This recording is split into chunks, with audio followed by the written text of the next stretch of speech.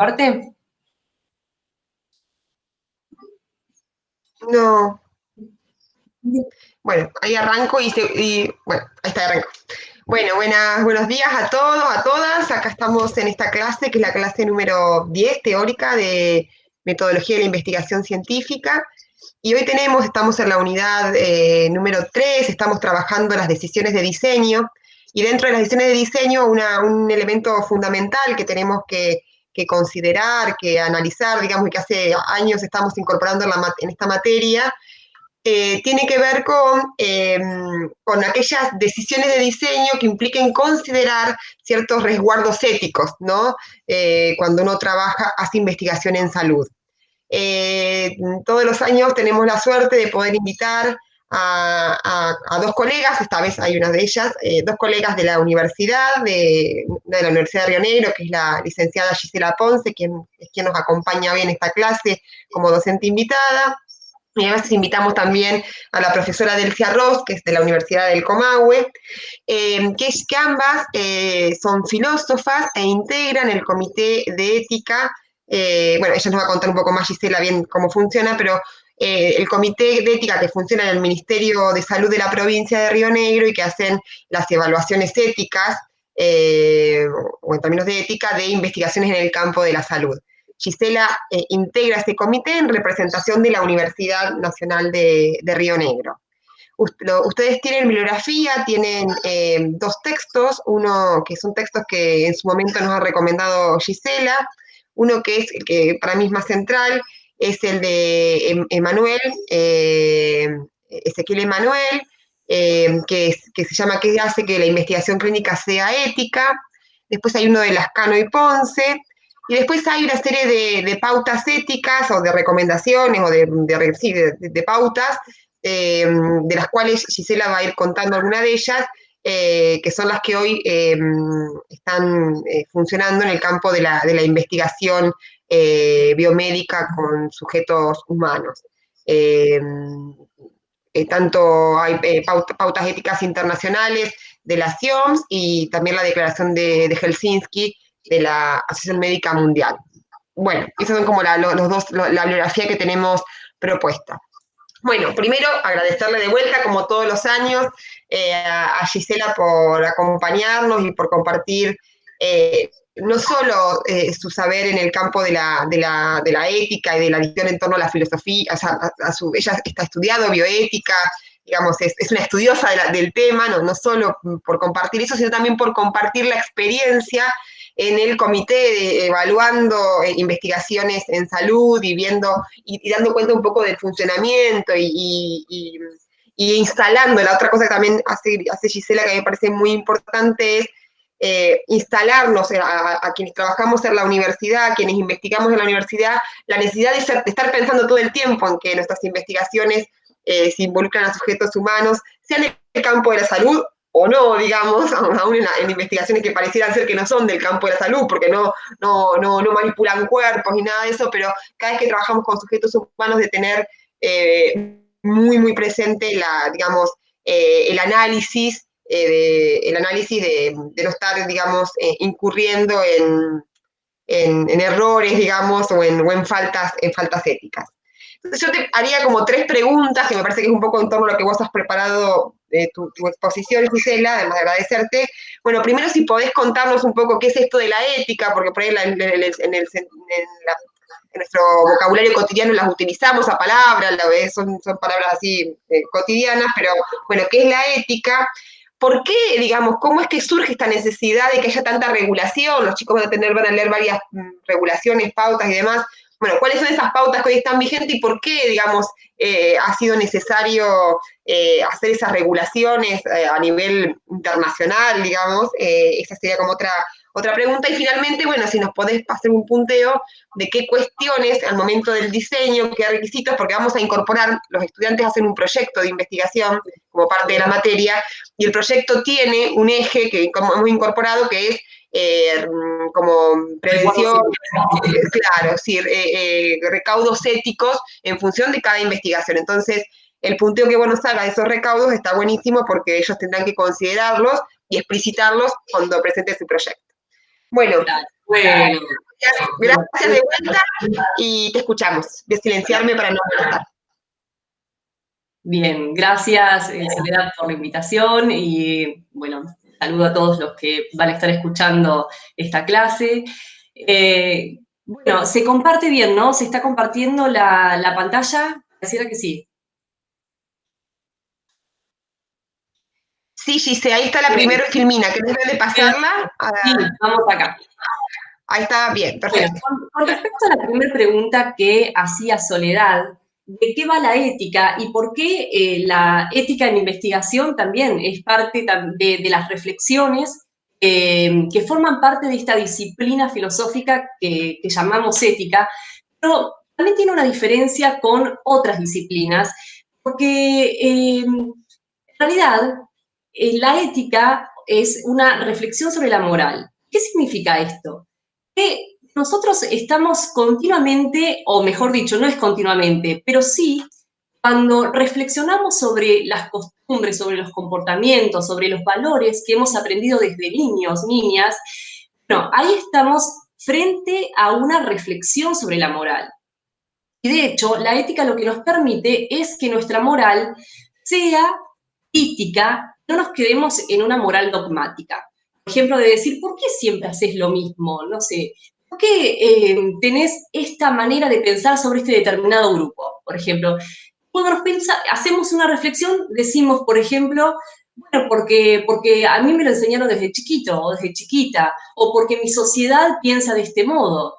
Bueno, claro, si nos quedamos ahí, estamos dentro de una moral dogmática. Ya les digo lo siguiente, moral tenemos todos los seres humanos por ser seres humanos, ¿sí? Menos los animales que no podemos decir que son morales o inmorales porque muerden o hacen algo, que eso sí pasaba en la Edad Media, que hasta condenaban a las ratas, por ejemplo, si mordían a algún humano. Pero en este caso, sí, la conducta moral o inmoral, en esos términos, corresponde al humano. Es decir, no hay que supeditarlo solamente no tiene una connotación religiosa, sino que moral, fíjense, o podemos evaluar todas las preguntas que tenemos nosotros, nuestros comportamientos, las normas que hemos aprendido, y esa es nuestra moral. Ahora bien, para eso está la ética, para reflexionar sobre esa moral. ¿Y por qué entonces comenzamos con esta introducción de la ética? Porque, como dice aquí, la ética en investigación es uno de los temas centrales en bioética. No, cuando se comenzó a hacer investigación con seres humanos, comenzó en un contexto que se da en el contexto de la Segunda Guerra Mundial, ¿sí? En lo que es los experimentos que realizaban los médicos nazis, por ejemplo. Ahora voy a mencionar algunos como para aquellos que quieran ir, les dé curiosidad o conocer más sobre el tema, pueden ir buscando estos temas que voy mencionando ahora. ¿Qué quiere decir esto? En investigación, cuando comenzó, no estaba la reflexión ética, ¿sí? Aparece luego de todas las aberraciones que fueron surgiendo, ¿sí? Y entonces, bueno, como bioética es una de las ramas de la ética aplicada, es decir, porque ética comenzó ya con los griegos, ¿sí? Allí es donde da inicio las primeras teorías éticas, por ejemplo, la ética aristotélica, antes la ética socrática, y así todas las reflexiones morales que se han venido dando hasta el día de hoy. ¿Por qué? Hay que seguir reflexionando sobre nuestros comportamientos. ¿Por qué está esa preocupación, por ejemplo, de no querer, al menos de preguntarnos qué es lo que estamos haciendo? Les digo una cuestión muy chiquita para que se vaya relacionando. Ahora, hoy en día, por ejemplo, es feo, feo. Si vemos a alguien que entra a un lugar, a un espacio cerrado y prende un cigarrillo, lo vamos a mirar de una manera que no nos va a gustar mucho. En cambio, ¿sí? Eso no sucedió siempre. Eso es un comportamiento, un hábito que se fue modificando, se fue tomando conciencia de eso. Y eso fue entonces una reflexión sobre la moral, sobre esa costumbre determinada. ¿Sí? Bueno, y así podemos seguir mencionando todos los comportamientos que fueron modificándose, que las mujeres voten, por ejemplo. Ahí también, en un momento estaba totalmente, era naturalizado de que no la mujer no tiene que votar. Bueno, y así, las mujeres usemos pantalones. Bueno, son cuestiones, ¿no? Y así pueden ustedes también ir imaginándose todos los comportamientos que se han modificado o que bueno, para que se haga o para que se deje de hacer. Entonces, la ética pasa lo mismo con las investigaciones. No hubo reflexión ética en la investigación con seres humanos desde el principio, sino que tuvieron que pasar, ¿sí?, varios, estos casos controvertidos. Acá estas fotos son públicas, y, por ejemplo, los experimentos que se hacían en Dachau, por ejemplo, uno de los tantos, sumergían a los prisioneros rusos para ver cuánto soportaban el agua helada, estar en agua helada, y cuánto tardaban en recobrar su calor corporal, por ejemplo. O les hacían beber agua de mar, a ver cuánto tiempo, si se podía, una persona podía soportar, aguantar tomando agua de mar. Bueno, todo esto, por supuesto, sin consentimiento, sin nada, por eso son abusos en estas investigaciones. Y por eso muchas veces cuando hablamos de experimento o investigaciones con seres humanos, tenemos una cuestión así como experimentar con seres humanos, es como que ha quedado muy, muy ligado a que investigar con seres humanos es una cosa que discutible o que digo para el sentido común. El tema es que si no se investiga, no se hacen investigaciones no sería posible todos los avances que se dan en el campo de la médico, ¿no? En el campo de la salud, a eso hago referencia. Bueno, entonces, una de las primeras regulaciones éticas que surgen, ¿sí?, es el llamado y conocido Código de Nuremberg, que se da luego de los juicios que se le hicieron a los médicos nazis con respecto a todas estas aberraciones. Y lo primero que surge es la primera regulación ética que tenemos. ¿Por qué? Porque hubo toda una reflexión sobre qué no había que seguir haciendo cuando se siguiera investigando con seres humanos. Justo vuelvo a repetir, comenzó en las circunstancias no muy gratas, ¿sí?, en ese contexto de guerra. Pero, entonces, una de las condiciones fundamentales es que la persona, ¿sí?, el eventual sujeto de investigación, acepte, ¿sí?, acepte participar de una investigación. Esto es fundamental, eso es lo que se le llama consentimiento informado, ¿sí?, acepte. Pero también hay una cuestión, hay que ver qué tipo de información también se le da, porque no toda información que se le da, o sea, ¿cuándo un consentimiento informado es válido?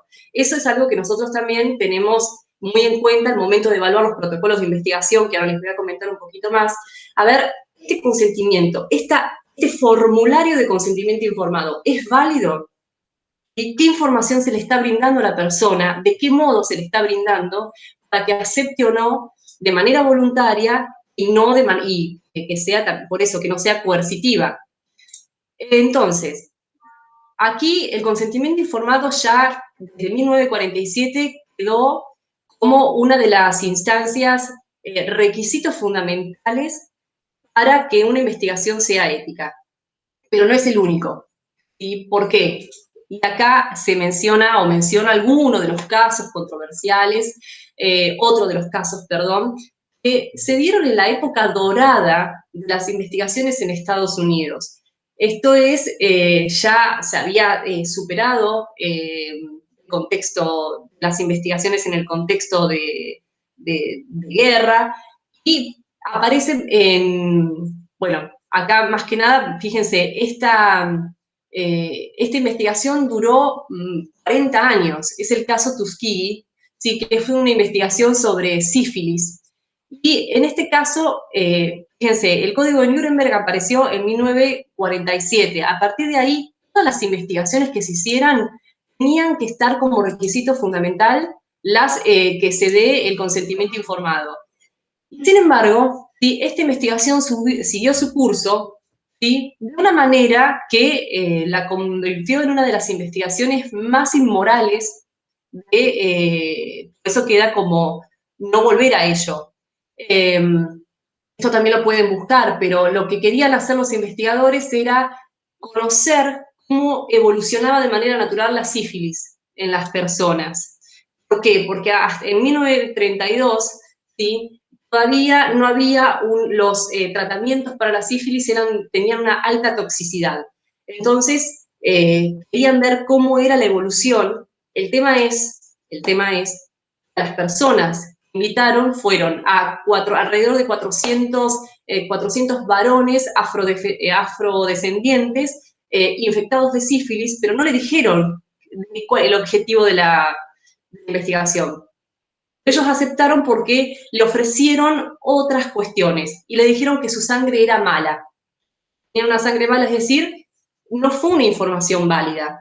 Para comparar, en los ensayos clínicos siempre aparece un grupo control, ¿sí?, que ayuda a ver si el tratamiento que se está probando es efectivo, es seguro, es eficaz. Bueno, a estos varones, entonces fueron 400 varones infectados de sífilis y el grupo control 200 varones afrodescendientes sanos.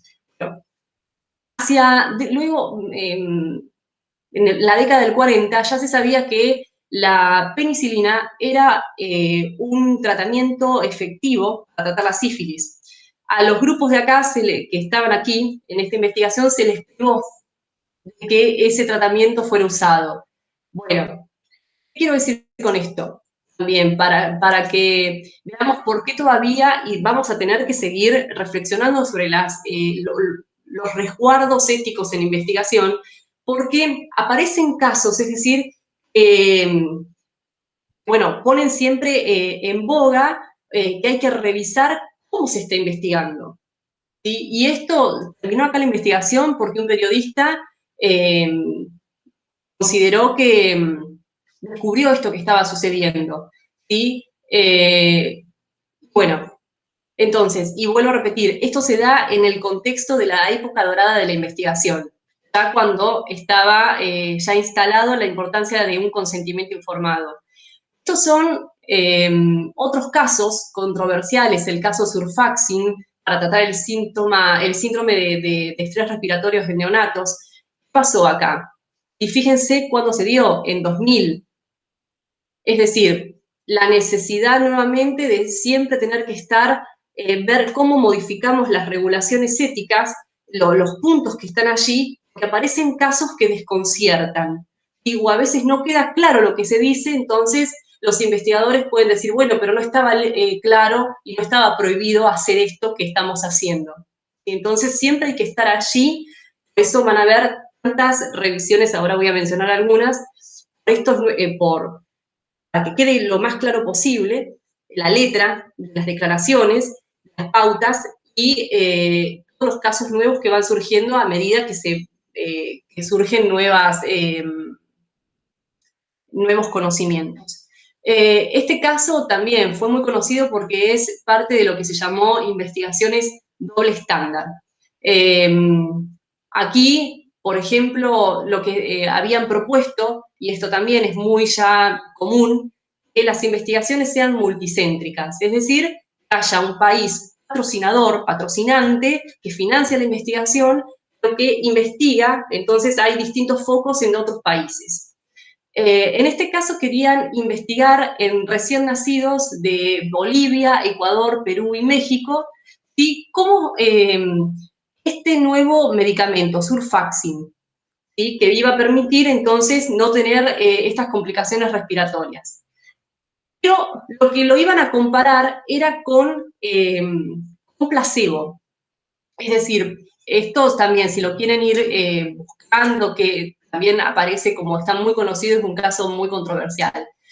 ¿Qué significa placebo? Bueno, mejor dicho, ¿por qué lo iban a comparar a ese medicamento que querían evaluar, el Surfaxin, contra placebo? Porque es la manera entonces de controlar si era efectivo o no. El tema es que por ejemplo, en la Declaración de Helsinki, en las pautas SIOMS, aparece que siempre un medicamento, un fármaco, hay que controlarlo con el tratamiento estándar que exista. Y para el síndrome de estrés respiratorio ya existía un tratamiento estándar. ¿Pero qué dijeron los investigadores? Por ejemplo, sí, bueno, existe un tratamiento estándar, pero en Estados Unidos. En Bolivia, en Ecuador, en Perú, en México, no está ese tratamiento, entonces lo vamos a comparar contra nada. ¿Sí? Esas cuestiones es lo que se llama investigaciones doble estándar. Se utilizan distintos modos de abordar el diseño metodológico según el lugar a donde se esté investigando. Bueno, una vez más reflexionar sobre esto. Y tuvieron que modificar la declaración de Helsinki, que no había quedado claro porque se sujetaron a lo que estaba aquí.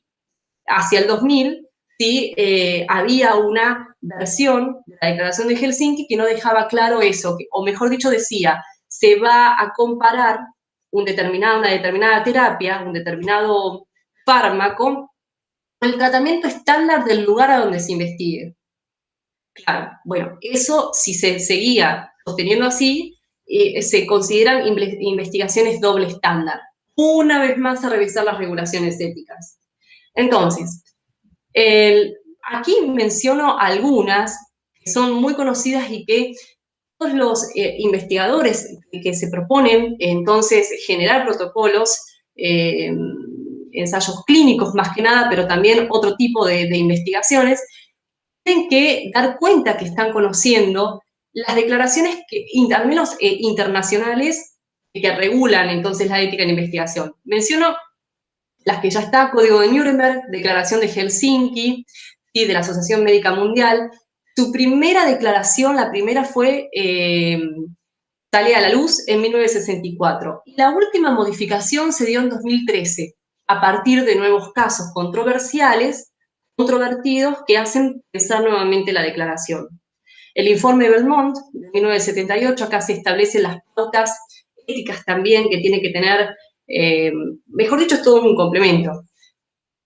Una investigación, después están las pautas SIOMS, cuya última modificación se dio en 2016, la guía de buenas prácticas clínicas, la guía práctica de investigación en salud. Esto no se preocupen, es mencionar para que quede un panorama de lo que es todos los resguardos éticos que hay que tener en cuenta al momento de investigar. Y luego, por supuesto, hay que conocer los resguardos. Sí. Se te fue la imagen, Gise. Bueno, a ver qué. Ahí está. Entonces, perdón, en síntesis, digamos, claramente lo que empieza a aparecer es que durante mucho tiempo, o sea, que el especial cuidado yo entiendo hay que tenerlo, o siempre, ¿no? Pero particularmente cuando trabajamos con poblaciones vulnerables, digamos, porque parecen ser las que, digamos, donde ahí nos olvidamos de sus intereses y de su derecho al acceso a la salud, porque lo que está en juego acá también tiene que ver con eso, ¿no? Y cuando digo vulnerables, digo pobres, digo niños, niñas, digo mujeres embarazadas también. Mujeres embarazadas. Y lo otro, debe haber, yo creo que al final vas a decir algo también de esto, ¿no? Pero me parece que esta crisis por COVID-19, digamos, también nos va a dejar nuevas regulaciones con posterioridad, ¿no? Digamos, otra vez, digamos, con la exigencia en al campo de la investigación en salud para producir vacunas y demás, creo que va a ser una ocasión también para nuevas producciones de regulaciones, ¿no? ¿Qué pensás vos con respecto a eso? Sí, sin dudas, y ahora cuando mencione los requisitos, al menos que hay que tener en cuenta, hay muchos más, pero estos son los que no tienen que obviarse. Aparece allí la importancia entonces de lo que vas comentando vos, Soledad, de todo lo que deja y lo que sigue dejando las investigaciones que se dan en el contexto de tratar enfermedades a causa de COVID-19. Es una preocupación allí porque aparece la presión social, el valor social que tiene que tener una investigación, pero también la cuestión de que sea un diseño metodológico válido, con resultados, y eso lleva tiempo. No hay vacuna hasta el momento, por ejemplo, que se haya dado o generado en términos de 2 años. Si ustedes hacen un reporte de las vacunas que surgen, poliomielitis, por ejemplo, duró la investigación 20 años más o menos.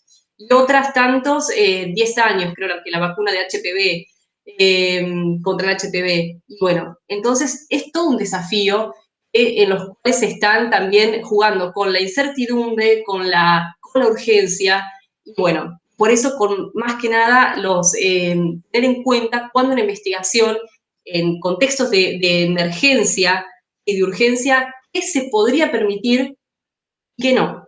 Eso también es otro tema. Por ejemplo, hay veces que el consentimiento informado es un consentimiento no tan, a ver, ¿cómo sería? Es un consentimiento libre.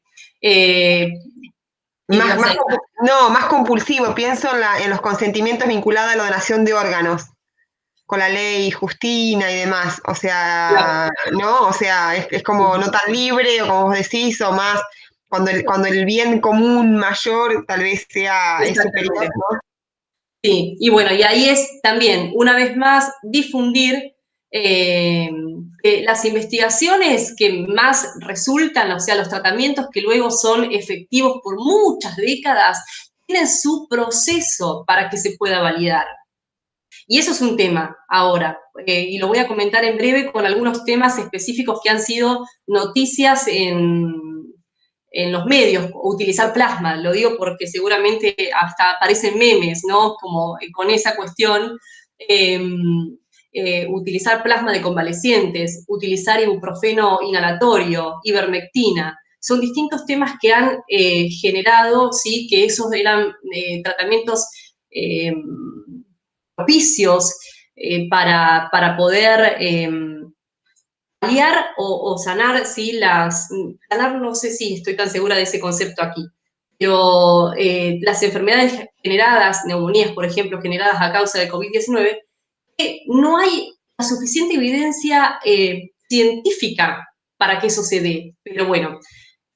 Ahí quiero algo destacar, digamos, que nosotros estamos trabajando con los estudiantes, están definiendo sus objetivos de investigación, y una de las dificultades que ellos encuentran al definir sus objetivos es confundir objetivos de intervención con objetivos de investigación. Y esto que decís acá, que la investigación en salud tiene que ver con identificar, describir y explicar para luego solucionar. Y un poco esto que vos, este delay, esta demora en que, digamos, la investigación, por supuesto, siempre que tiene que aportar a mejorar las condiciones de salud, las condiciones de vida, digamos, a generar cualquier investigación tiene que apuntar a una vida más digna en todos sus aspectos, pero ese es el propósito final, digamos, el proceso de investigación. La investigación tiene que ver con producir conocimiento, que después, claramente, digamos, tiene que redundar en su aplicación. Y yo quiero diferenciar eso, porque muchos de los estudiantes y las estudiantes van directamente, cuando definen el objetivo, a la intervención, a la solución. Y en realidad la investigación, la solución viene posterior de producir conocimiento sobre un ámbito de realidad sobre el cual no se conoce. Por eso identificar, describir, explicar, comprender, digamos, tiene que ver con eso, con poder decir acerca de algún recorte del mundo que no se conoce, para a partir de ese conocimiento tomar decisiones que supongan cambiar las condiciones, no sé, curar al enfermo, no sé, mejorar las condiciones. Eso, muchas veces hay investigaciones exploratorias, son las primeras que se describe la situación, si es que todavía no hay mucho conocimiento sobre ese tema determinado, sobre esa parcela determinada de la realidad que se quiere investigar, para luego seguir con otro tipo de explicaciones que permitan, si se quiere, lo que vos vas planteando, ¿no? Esas soluciones. Eso hay distintos tipos de investigación también. Y eso, claro, lo va a definir también qué objetivos. La claridad de tener los objetivos es muy importante al momento de investigar. Entonces, esto solamente, como ya lo mencionó Soledad, y para ir un poquito más rápido, no sé cuánto tiempo me queda, así lo lo que aparece aquí es una regulación 1480-1480, que es una guía nacional. Es nuestra pautas de, si queremos investigar aquí en Argentina, tenemos que conocer esta ley, esta guía, ¿sí? Que está acá. Y entre ellos define lo que es el conjunto de actividades orientadas, qué es investigar en salud. Y aquí está. Entonces, luego, si investigamos acá en Viedma, tenemos que conocer, ¿sí?, cuáles son las regulaciones que se dan a nivel local.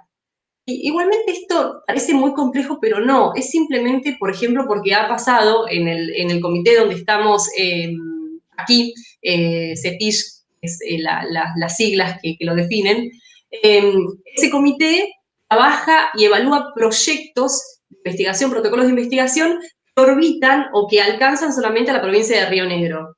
Muchas veces hay investigaciones que vienen de otras jurisdicciones y que no han pasado por el Comité de Ética porque dice, bueno, ya fuimos evaluados por el Comité de Buenos Aires, porque, bueno, pero esta es otra jurisdicción.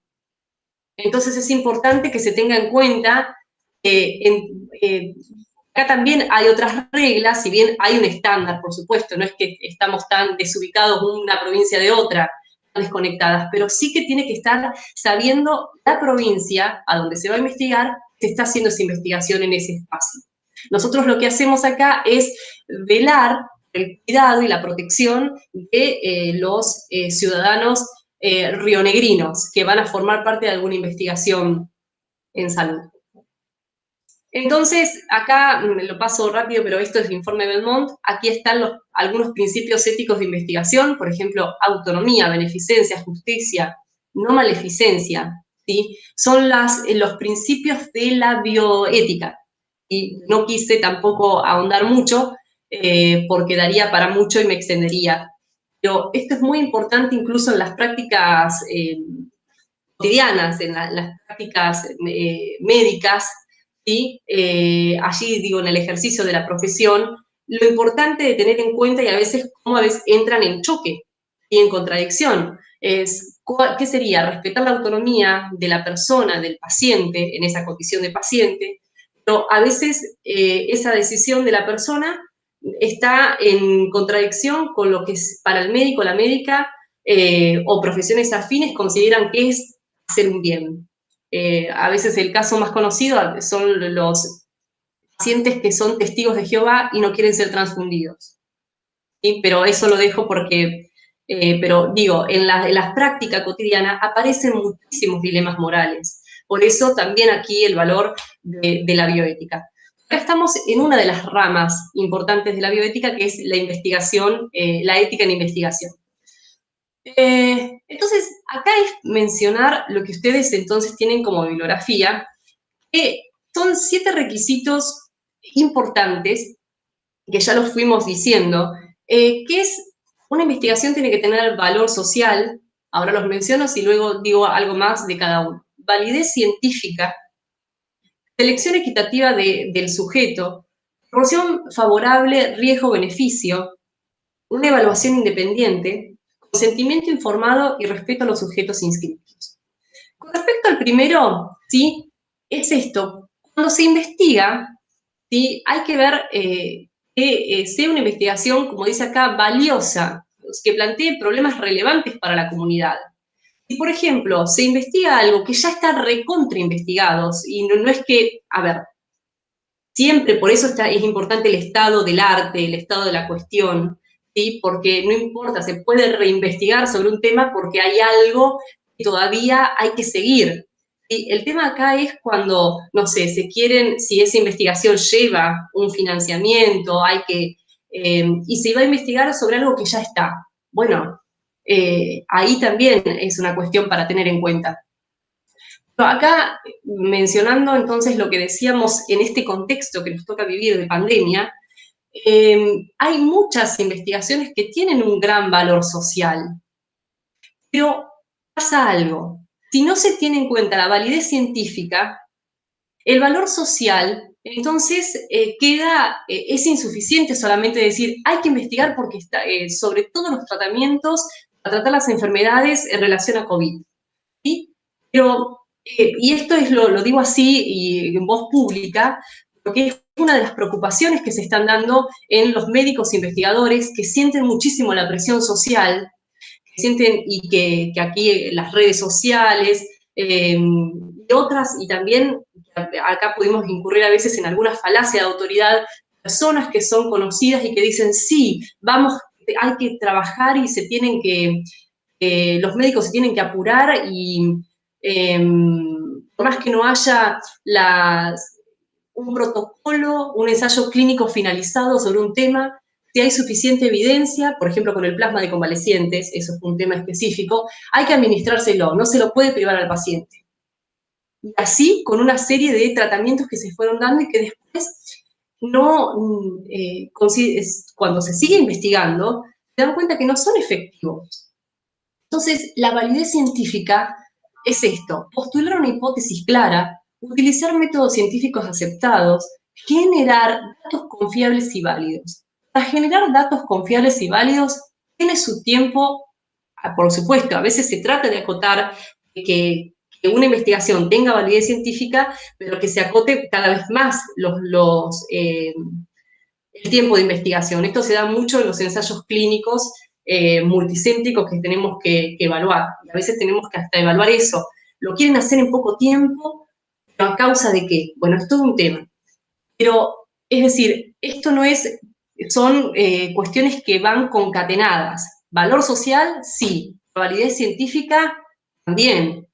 Y después, la selección equitativa de los sujetos de investigación. Esto es evitar seleccionar poblaciones vulnerables para investigaciones riesgosas. Quiero decir algo. No quiere decir que no hay que hacer investigaciones, por ejemplo, con niños y adolescentes, o con mujeres embarazadas que en esas circunstancias son consideradas explícitas por las pautas OMS y otras regulaciones éticas, grupos vulnerables, o personas adultas, o por ejemplo, personas con una enfermedad avanzada. Muchas veces es una enfermedad oncológica avanzada. ¿Quiere decir que no hay que investigar con esas poblaciones? No, no quiere decir eso. Porque a veces la investigación está dirigida justamente a ver si hay un beneficio determinado para ese grupo determinado.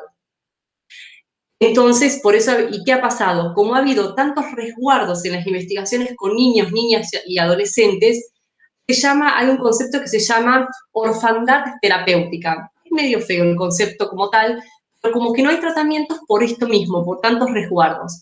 Acá lo que se está diciendo es que cuando hay otras poblaciones no consideradas vulnerables, si hay investigaciones riesgosas, bueno, se las inviten a otros grupos que no son vulnerables. Igualmente en una investigación todos tenemos un grado de vulnerabilidad, ¿está bien? Pero hay ciertos grupos que son considerados más vulnerables. Entonces esto también es para que no quede que, si por ejemplo van a escuchar, se está investigando con niños, qué aberración, no lo es. Sí, al contrario, pero todos los resguardos que se necesiten para que esa investigación sea ética. Bueno, viene otro requisito importante. Entonces, hasta ahora tenemos valor social, validez científica, selección equitativa de los sujetos, relación riesgo-beneficio. Esto también es muy importante, que tratar de minimizar los riesgos que conlleva una investigación y daños potenciales, y que, bueno, evaluar que los riesgos, como dice acá, sean proporcionales a los beneficios de los que están participando en la investigación. A ver, una cuestión también, ustedes estarán viendo distintos diseños metodológicos. Hay investigaciones que no generan riesgos, como si fuera participar de un ensayo clínico, una investigación experimental. Hay investigaciones que son observacionales, entonces estas cuestiones a veces son mucho más fáciles de resolver. Perdón, en el caso que sea una investigación observacional, es decir, que yo no interactúo con el sujeto ni nada de eso, ¿también tengo que pedir el consentimiento? ¿La persona tiene que saber que está siendo parte de una investigación?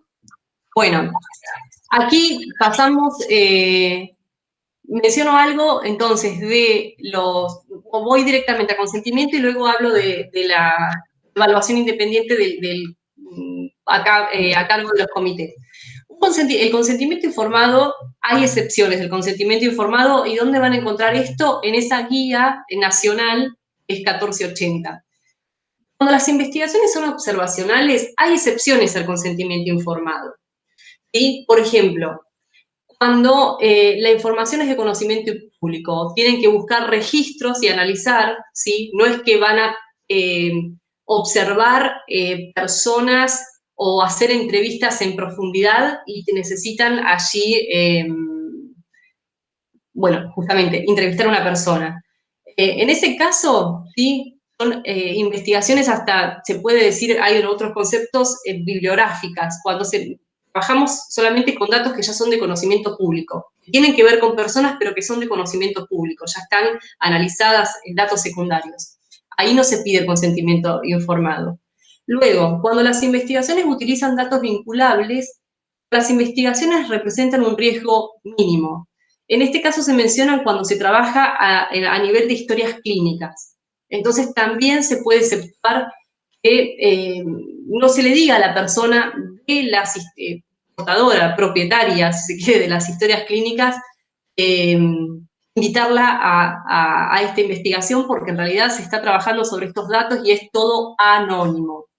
Y entonces acá también ya queda claro desde esta normativa que se puede exceptuar. Y también hay otra excepción, cuando la antelación del consentimiento informado podría invalidar los resultados de la investigación, cuando se estudia el comportamiento de un grupo humano. Quieren fijarse cómo hay un determinado comportamiento en las calles de Viedma, ¿sí? En un sector determinado, porque ustedes detectaron ahí que hay un problema de investigación, o sea, hay un problema para investigar. Bueno, en ese caso, por ejemplo, si ustedes le llegan a decir a las personas que van caminando, que están eh, haciendo una investigación, es muy probable que hay una posibilidad de que se invalide los resultados, que cambie el comportamiento de la persona. Si solamente es observarla, ¿sí? Entonces, por supuesto, no es sacar fotos y estar allí hasta con nombre y apellido, o sea, esos resguardos de confidencialidad tienen que estar. Ahí también se puede exceptuar el consentimiento informado. Mientras que si no están dentro de estas excepciones, siempre hay que pedir consentimiento informado. ¿Qué significa esto? Luego, en su proyecto, ¿sí? También tiene que haber un ítem en el cual se diga allí que se lo va a invitar a esas personas determinadas a participar de esta investigación con estos objetivos y que tienen la posibilidad de aceptar o no. Entonces ahí queda ese resguardo. Y ahí les van comentando todo lo que estarían involucrando, ya está conociendo la persona, está, de qué va, ¿no? Y está aceptando, por eso es consentir, pero de manera informada. Solen, no sé si hay algo más que quiera que agregue, pero... No, está bien, porque muchas veces dicen, bueno, pero si yo le tomé la pisada en una competencia pública, o sea, no sé, o tomé la presión y hice el registro de la presión en la corrida de Viedma, y uso esos datos. No, pero no, ahí necesito hacer un consentimiento informado. Nosotros consideramos que sí, porque Sí, vamos a usar datos de la persona, digamos, ella tiene exacto. derecho a decir no quiero que use los datos de mi presión, por más que no pareciera que tiene efectos esa información. Exactamente, porque después, incluso, ¿qué pasa? Muchos, eso, hay determinadas investigaciones. Acá estamos también hablando cuando las investigaciones son, porque esos investigadores están tratando de investigar algo que luego lo van a hacer público, van a salir en todas las revistas científicas determinadas, dando cuenta de todo esto y a causa a costa, si se quiere, de uno de los actores importantes de la investigación, como es la persona que, el eventual sujeto de investigación. Entonces, mínimo, lo que tiene que al menos saber es qué es lo que está sucediendo. Es más, hasta decirle, ya hemos finalizado la investigación, acá está, puede conocer cuáles son los resultados a los que llegamos. Muchas gracias por haber participado, porque fueron datos importantes, muy relevantes para que nosotros podamos seguir. Por lo tanto, sí, sí. Parecen decir, bueno, pero si no estamos haciendo daño. Bueno, no es una cuestión solamente de que del daño, sino volvemos a esta importancia de la voluntad de la persona a decidir, la autonomía, el respeto a la autonomía por las personas, a investigar. Exacto, claro, eso me parece importante, aunque, digamos, y si haces una investigación, por más que sea para una tesis o para un trabajo, digamos, tiene toda investigación tiene un nivel de publicidad, digamos, más acotado, menos acotado, entonces es importante, y esto de lo que me parece a mí lo fundamental es la dignidad humana, digamos, el sostener al otro como un sujeto que decide y no como un objeto al que voy a sacar la información sin su consentimiento, digamos, a no ser que haga todas esas evaluaciones que vos decís, bueno, es mejor no decirle porque justamente si le digo se altera la investigación porque estoy evaluando un comportamiento, digamos, eso me parece importante, esta idea de reponer siempre la condición de sujeto humano a nuestros sujetos de investigación. Sin dudas es así. Bueno, ya vamos finalizando, porque habíamos dicho lo del consentimiento informado, hay muchas planillas muy simples de lo que tiene que haber en un consentimiento informado, presentar los objetivos de la investigación, riesgos y beneficios potenciales. Bueno, acá se está hablando a veces de los ensayos clínicos, por eso, no se preocupen, va a depender del tipo de investigación. Acá dice tratamientos empleados y las alternativas al tratamiento propuesto. Bueno, por eso no quiero tampoco marearlos con esto. Lo importante es esto, que la toma de decisiones sea informada y voluntaria. Luego, esto es fundamental, ya lo estuve mencionando, es otro de los requisitos para que una investigación sea ética, la evaluación independiente por un comité de ética en investigación. Solamente acá no hay muchos comités de ética en investigación, pero aquí sí está CEPISH, la Comisión de Ética de Evaluación de Protocolos de Investigación en Salud Humana, y bueno, es ahí donde formo parte, tenemos reuniones periódicas, a veces semanales, a veces quincenales, de acuerdo a la cantidad de protocolos que hay que evaluar y bueno. Y acá solamente una diferencia, porque en los hospitales, en los centros de salud, están los comités de ética hospitalario, o los comités de ética solamente, que son diferentes a un comité de ética en investigación. Estos comités de ética tendrían que tener todo centro de salud, porque surgen allá dilemas morales que a veces es difícil de resolver, que representen una carga muy fuerte para esos profesionales que están allí tratando de decidir, y por eso qué mejor que haya un comité de ética interdisciplinario que permita dar esto, tiene un rol consultivo y pueda brindar un consejo sobre ese dilema determinado. Y el Comité de Ética de Investigación tiene otro rol, evaluar protocolos de investigación, la posibilidad de decir que si se lleva a cabo o no esa investigación, también es interdisciplinario. En nuestro comité hay abogados, médicos, enfermeras, farmacéuticas y farmacéuticos, y yo que venimos del campo de la bioética y la filosofía, bueno, vamos sumando muchos más. Pero entonces el Comité de Ética Hospitalaria va a referir a la práctica médica, a la intervención, a la práctica, a problemas que surgen, dilemas éticos que surgen en la práctica médica, no en la investigación. Si fuera un proceso de investigación, eso tiene que pasar por el Comité de Ética en Investigación. Sí, ¿no? es así. Y acá en el Hospital Sati, ahora es en el único lugar de Viedma que cuenta con un comité de ética. ¿Y dónde pueden encontrar también, pasando aquí ya casi finalizando, si entran a esta página, ¿sí? Que forma parte, es la página del Ministerio de Salud de la provincia de Río Negro, hay una partecita que está adelante que dice investigación en salud, y allí está el desarrollo de la CEPIS, de la Comisión de Ética, y aparecen todo el registro, los protocolos desde que se creó la comisión en 2013, yo no estaba participando aquí, estoy desde 2015, hasta el momento. ¿Y cómo se va? Entonces hay más de 100 protocolos de investigación de diferentes especialidades, y están todos los nombres, los investigadores que pueden entrar también, y los recaudos que se necesitan para, si quieren presentar algún protocolo, cuáles son los requisitos para presentar todos los papeles, y para que sea, para que la admisión del protocolo, para que pueda ser evaluado en la comisión. Estos lo paso muy rápido, pero solamente protocolos de estudios observacionales también evaluamos, ¿sí? Porque acá, creo que mencioné, en su mayoría son protocolos sobre oncológicos, ¿sí? Y que es lo que se llama ensayos clínicos, ¿sí? Ahí aparece todo, que los ensayos clínicos son, allí los investigadores tienen que controlar las variables, y por eso también se utiliza grupos de estudio, los que están allí con el fármaco probándose o una terapia nueva, y el grupo control para ver si eso que se está probando nuevo es tan efectivo o más efectivo de lo que ya se conocía. Hoy por hoy estamos evaluando muchos ensayos clínicos para tratar enfermedades a causa de COVID-19, pero es decir, fue una circunstancia particular. Pero no solamente ensayos clínicos,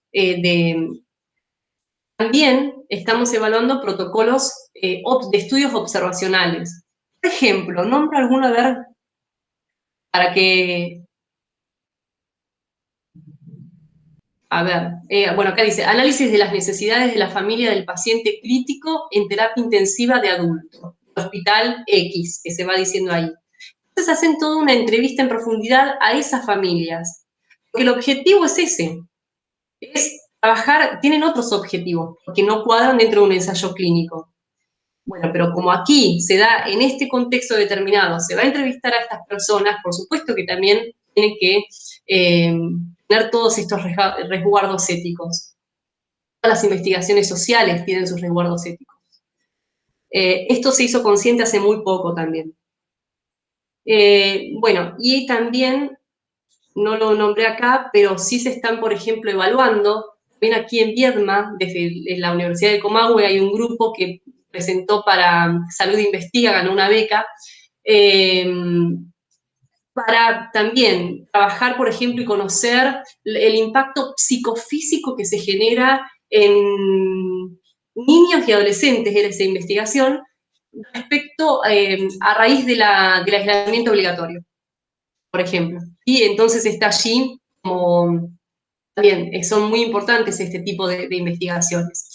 Bueno, luego, para finalizar, también esto que parece ya como decanta por sí mismo, y no quiere decir que esté en el séptimo lugar porque es menos importante, el respeto por los sujetos participantes. ¿Cómo se respeta, cómo se demuestra ese respeto? La posibilidad de salirse de la investigación, eso se tiene que dejar en claro, que si en algún momento dijo que sí, pero luego va a revocar ese consentimiento, lo puede hacer. Decirle también la confidencialidad de los datos. ¿Esto qué significa? Esto es una responsabilidad y prudencia de parte de las personas. Por ejemplo, no sé, primero, que cuando se analicen se trate de tener ese anonimato. Y no se ande divulgando, porque en determinados lugares también hay espacios que son chicos, pueblos chicos, y que a veces pasa, ¿no? Que se investiga algo y que se lo quiere comentar, no sabes, estoy investigando, tal, bueno, y el boca en boca. Eso también es mucha prudencia, porque eh, hace el respeto debido de estas personas que podrían haber dicho que no. Y tu investigación, entonces, se podría llevar a cabo, estoy diciendo, ¿no? Entonces es muy importante. Y la información sobre riesgos-beneficios, según qué tipo de investigación, esto va a ser muy importante que se resguarde, que se tenga en cuenta, que quede claro. Información de los resultados, cuándo van a estar esos resultados, que la persona se entere que ya finalizó esa investigación, que puede conocer si quiere o no. Seguimiento continuo de su bienestar, esto a veces pasa mucho en los ensayos clínicos, cómo va siguiendo a partir luego de ese fármaco en estudio que se estuvo dando. Bueno, así como abuelo de pájaro, ¿sí? No sé qué más, pero eso sería... No, excelente, no, excelente, y me parece que lo interesante es cómo esto se va articulando a cuestiones que vamos aprendiendo en la materia, digamos, porque la metodología de la investigación lo que nos va a dar, si la asumimos desde una cuestión, desde un resguardo, como resguardo ético, es justamente la validez científica, el que las decisiones que tomemos en cada uno en la cocina de la investigación, en su diseño, en su ideación y en su ejecución, y en su comunicación, que todas esas decisiones que tomemos, digamos, sean decisiones racionales, que sean decisiones que consideren, digamos, al resto de las cuestiones que hemos trabajado acá de resguardo ético, y eso le da validez a la, digamos, cómo está articulada la validez científica a que sea una investigación ética, que no son desarticuladas, ¿no? Que cuando uno desarrolla un proyecto de investigación y un proceso de investigación, es un sujeto que va decidiendo constantemente, y muchas veces las decisiones no están orientadas por la ética de la investigación, sino que están orientadas por otras razones. Entonces, me parece que ponerla como parte de lo que orienta, de la reflexión que tiene que orientar nuestras decisiones metodológicas, teóricas, muy, digamos, bien epistémicas, me parecen alejado de la ética, es fundamental, ¿no? Esa articulación para mí es fundamental. Esto Bueno, es pertinente, sí, lo que vos mencionás, porque aparecen lo que se llaman las enmiendas a los protocolos. También nosotros evaluamos todas las modificaciones que se van dando que se trató de prever, pero a veces es imposible. no, claro, claro. Entonces aparecen siempre eso, pero cómo se reportan y cómo se va dando. Y en cada decisión, la decisión tiene que estar orientada por una cuestión ética, digamos, o sea, que no se puede pensar un divorcio entre el interés teórico, el interés científico, la rigurosidad científica y la rigurosidad ética, ¿no? Y la reflexión ética acerca de por qué tomamos las decisiones que tomamos, ¿no? La práctica de investigación la investigación es una práctica social que tiene un componente técnico, un componente conceptual, un componente social importante de regulación social y por supuesto tiene que estar acompañada de la reflexión ética. Si falta algo de esto, faltan el resto, ¿no? Impactan el resto. Bueno, como siempre es un placer escucharte, sabes un montón y sos tan clara, así que estoy muy contenta, espero que después te cuento el feedback de los estudiantes. Con los estudiantes nos encontramos el viernes a la 1:30 en el espacio sincrónico para conversar sobre esta clase, sobre las lecturas que están en la última filmina y que están en la hoja de ruta, que están en el aula y que están en la carpeta de bibliografía de la unidad. En todos los lugares está dicha la bibliografía para esta clase y también para otras consultas que puedan haber vinculadas a los trabajos que vienen desarrollando, que están un poco conflictuados, porque ahí les devolví trabajos sobre objetivos, antecedentes, marco teórico de objetivos, y tienen que tomar decisiones de diseño, así que están ahí conflictuados con eso, pero va todo bien. Bueno, Giselle. Gracias por esta invitación. Y si tienen alguna duda también que me escriban, vos le podés pasar mi correo y bueno, bienvenidos sean todas las consultas. Y si todo va bien, cuando se gradúen y hagan investigación en salud en el campo, ellos hacen prácticas hospitalarias y si trabajan en hospitales, tal vez leas algún protocolo de un licenciado en kinesiología y fisiología de la Universidad de Río Negro y nos pondremos contentas, ¿sí? Bueno, muy bien. Bueno. Gracias, Giselle. Gracias. Grande. Voy a cortar acá la grabación. Esperen que detener grabación. Detener grabación.